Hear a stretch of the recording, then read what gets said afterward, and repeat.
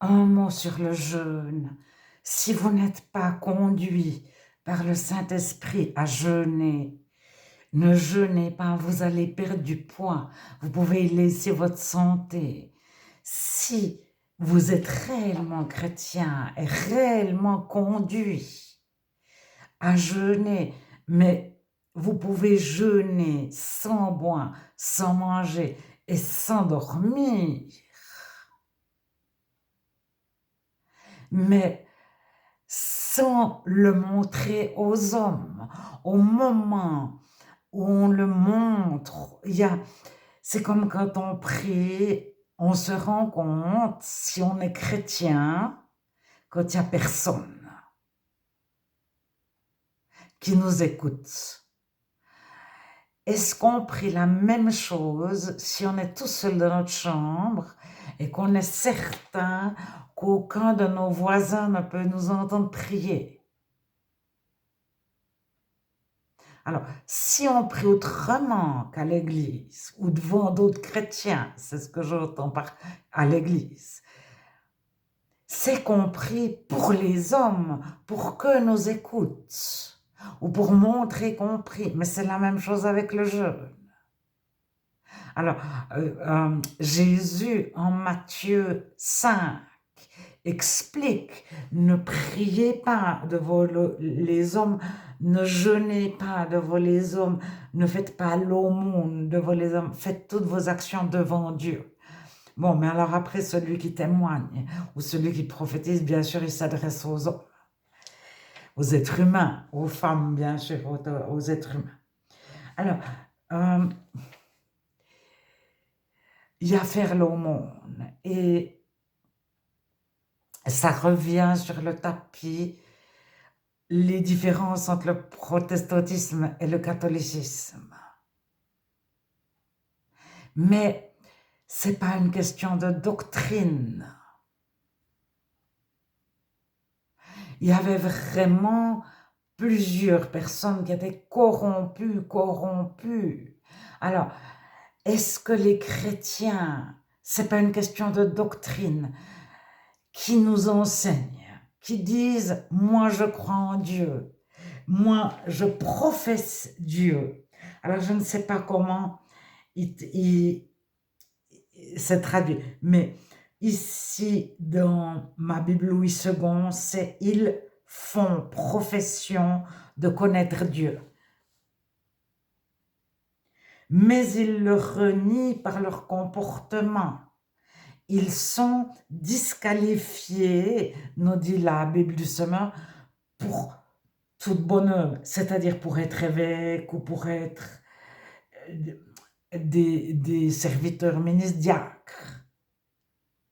Martin et Darby, donc les traductions de la Bible de David Martin et de Darby, disent qu'ils sont réprouvés, ils ne pourraient pas avoir une charge d'évêque ou être diacre, ministre, faire une œuvre bonne, une bonne œuvre.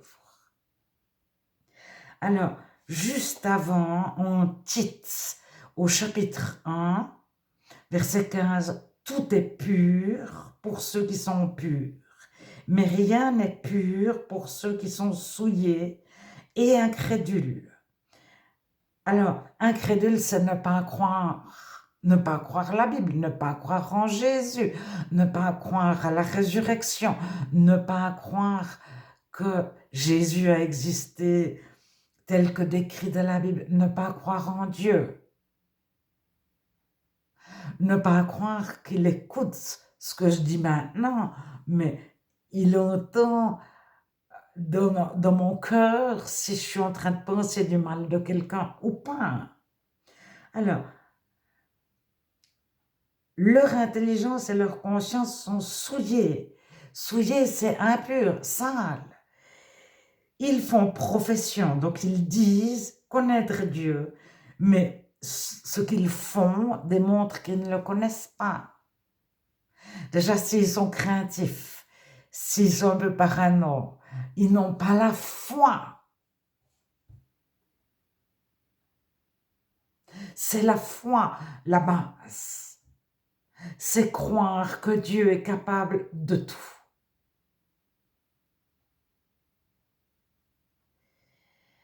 Alors, tout est pur pour ceux qui sont purs, mais rien n'est pur. Si quelqu'un ne croit pas en Dieu, même s'il dit je crois en Dieu, même si il a la juste doctrine, même s'il prie tous les matins, mais tous les soirs, mais 6 fois par jour, c'est pas sa doctrine, c'est qui est ton Dieu. C'est pas quelle est ta doctrine, c'est qui est ton Dieu. Et on nous met des doctrines sous le nez, le débat de doctrine est un faux débat. Le réel débat, c'est qui est ton Dieu? As-tu été purifié par le même Dieu que moi? Est-ce que tu as été lavé de l'intérieur? Est-ce que Dieu t'a rendu pur?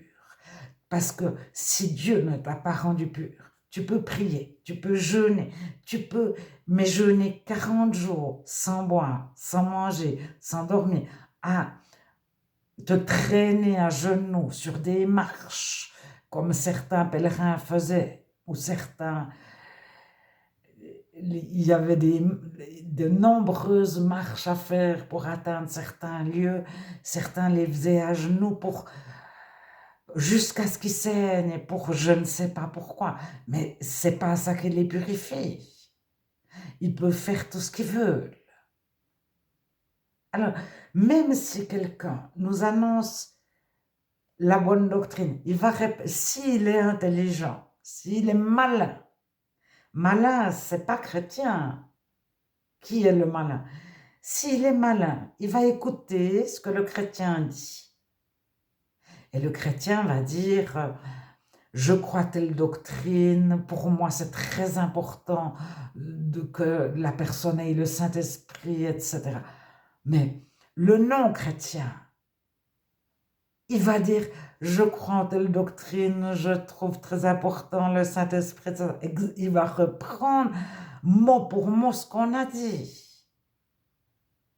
Alors, si on a dit 10 choses, pour pas que ça se voie trop, il va être d'accord avec 8. Et il va nous amener sa sauce.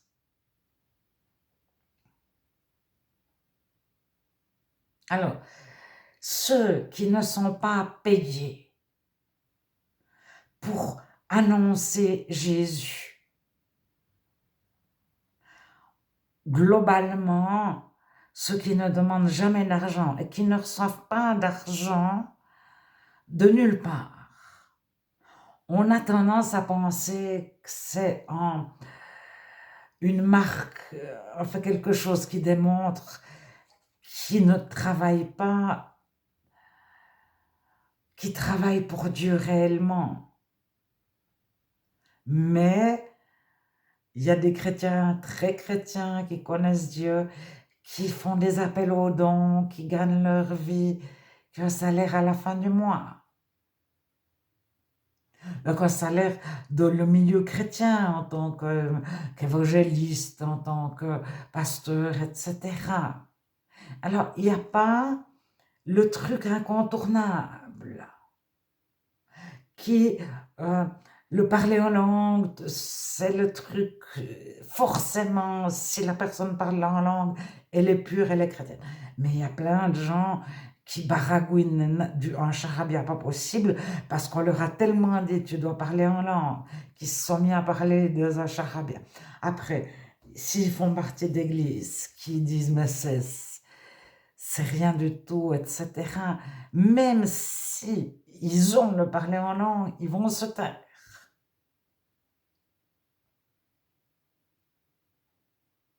Alors, à un moment donné, qui est chrétien?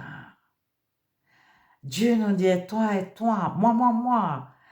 Alors, mais celui qui nous enseigne, il y en a qui se précipitent pour nous enseigner. Déjà, est-ce qu'on le connaît? Comment est-il en famille? Parce que l'évêque, pour être évêque, il doit être irréprochable dans sa famille. Alors, quand quelqu'un arrive en voulant nous enseigner, en se donnant un titre. Comment est-il avec ses proches? Alors, si on ne connaît pas, alors ça, c'est les sectes. Il y a une espèce d'élite, on ne les connaît pas, on ne les voit pas, et c'est eux qui créent l'enseignement. On ne sait pas d'où l'enseignement tombe, et c'est signé, mais vous avez des traductions de la Bible. À la première page, c'est écrit par Louis II, docteur en théologie. Vous savez que c'est Louis II.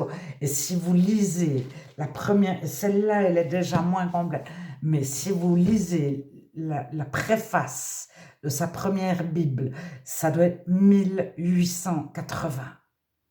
Mais il y a une préface comme ça longue qui explique qu'ils ont rassemblé tous les manuscrits possibles pour le Nouveau Testament et ils en ont tenu compte de 22 000. C'est écrit dans la préface. Alors, etc. La concordance Strong, on sait qui l'a faite, on sait qu'ils étaient 100 à aider Monsieur Strong, etc. Alors, quand c'est l'Église, les responsables d'Église, les prophètes tous ensemble, les pasteurs tous ensemble, ça ne veut rien dire. C'est comme on dit, les scientifiques ont fait une découverte. Ça ne veut rien dire. Quel scientifique?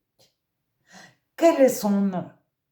Est-ce que tous les scientifiques sont d'accord entre eux? Tous les scientifiques de quel pays? De quel organisme? Alors c'est la même chose quand il y a une église, mais Jésus, il parlait aux personnes. Les personnes pouvaient communiquer avec Jésus.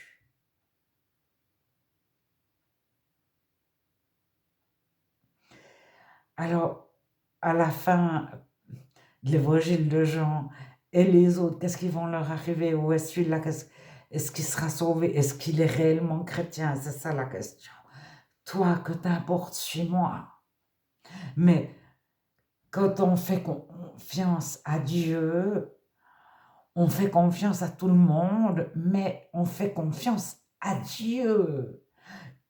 C'est-à-dire, c'est pas qu'on ne fait plus confiance aux hommes. Il faut faire très attention à ne pas opposer les choses. Il y a faire un doux mélange de ce qui se mélange pas, et il y a opposer des choses qui ne sont pas opposées. Ces deux courants, ça fait partie de l'apostasie actuelle. Mais créer des divisions, là, il n'y en a pas sur des sujets, mais bon. Et puis, rassembler plusieurs dieux.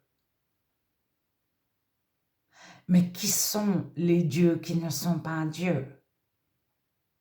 Alors, pour atténuer, on ne va plus les appeler dieux. On va les appeler comment? Ange gardien, saint, déesse, etc. Et on leur donne des prénoms, on leur donne des noms. Dieu n'a pas de nom.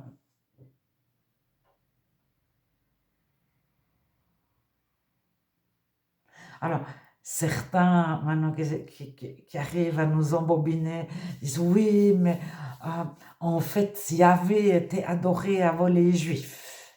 Mais c'est remettre Yahvé au niveau des dieux qui ont un nom, qui sont des dieux de territoire, qui sont des empereurs ou des pharaons ou des rois qui ont été érigés en Dieu, Bouddha, etc. Alors, est-ce que Jésus a été... Mais Jésus est la lumière et le son. Tout a été fait par la lumière et le son.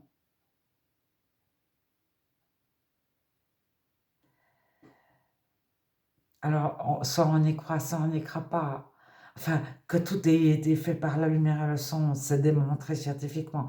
Mais que Jésus est la lumière et le son, la parole, la fréquence, et qu'il a la main mise sur toutes les fréquences. Et on a des petites voix dans notre tête.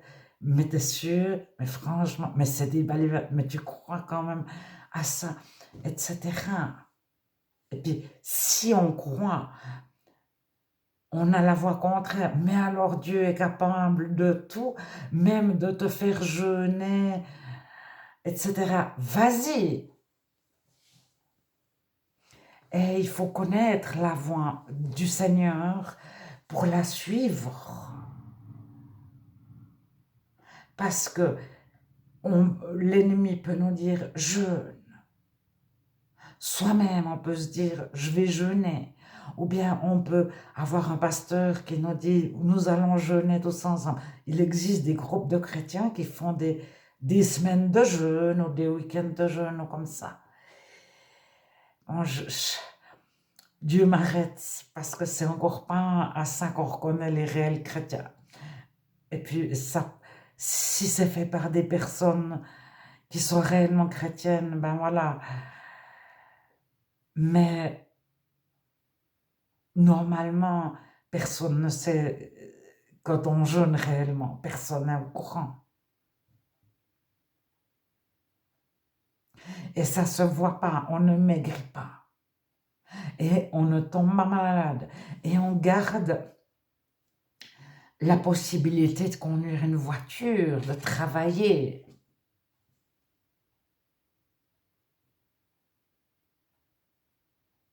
Et on ne tombe pas en hypoglycémie, etc., etc.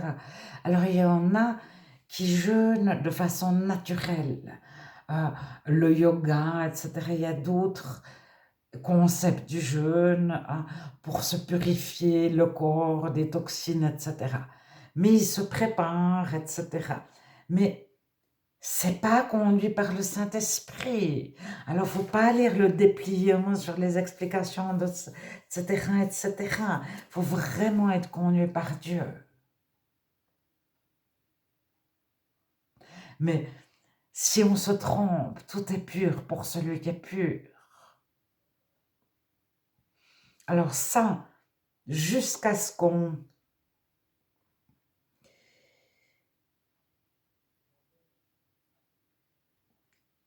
de Apocalypse, je vais peut-être prendre Apocalypse 22, 11.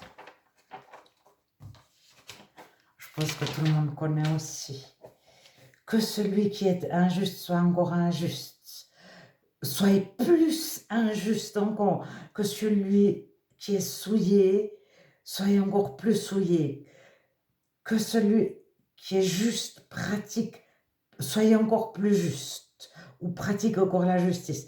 Que celui qui est saint soit encore plus saint. Alors, je vous lis 2, 3 traductions en même temps. Mais c'est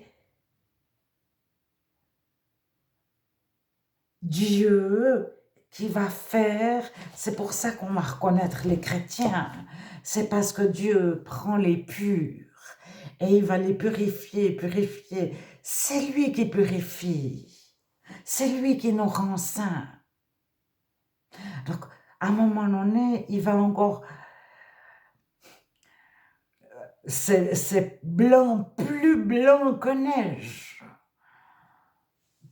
De blanc comme la neige, on pense à plus blanc que la neige. Mais comme ça, il y aura pas de discussion possible. Mais les non-chrétiens, un jour, sauront qui est chrétien. Mais pendant l'apostasie que nous vivons aujourd'hui, en tout cas en Suisse, en France, aux États-Unis, en Europe, dans plusieurs pays d'Europe, on ne sait plus qui est chrétien ou pas. Et certains se déguisent vraiment en anges de lumière. On a vraiment l'impression qu'ils sont chrétiens. Alors, c'est pas parce que tout le monde dit du bien d'une personne, c'est pas parce qu'elle a fait une certaine école, qu'elle connaît la Bible, qu'elle prie beaucoup, qu'elle dit ceci, qu'elle a un titre, etc. Ça, en tout cas, ça ne prouve jamais qu'une personne est chrétienne, ni qu'elle fasse partie d'une certaine église.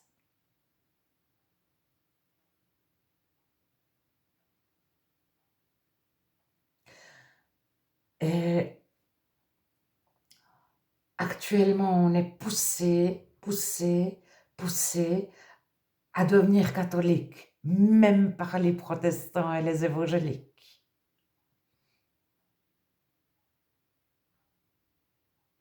Et je ne sais pas comment l'ennemi souhaite rassembler tout le monde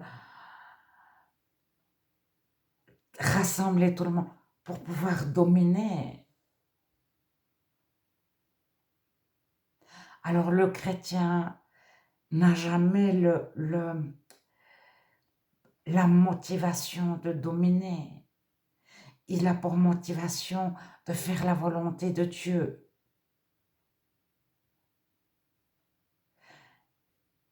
Et c'est aimer. Mais faire la volonté de Dieu, c'est difficile. Parce qu'il y a des périodes dans notre vie, c'est facile, mais c'est difficile de savoir qu'est-ce que vraiment Dieu attend de nous.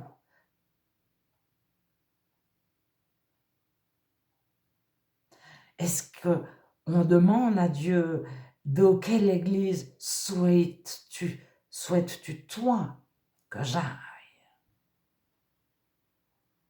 Conduis-moi toi, là où tu veux. Et si tu veux que je reste à la maison, je reste à la maison. Dimanche prochain, si tu veux que j'aille à la rue de telle église, j'irai à telle rue de telle église. Et puis, dimanche d'après, j'irai dans une autre. Il faut être prêt à rester 6 ans dans la même église, 6 ans à la maison, ou 6 ans à voyager de différentes églises.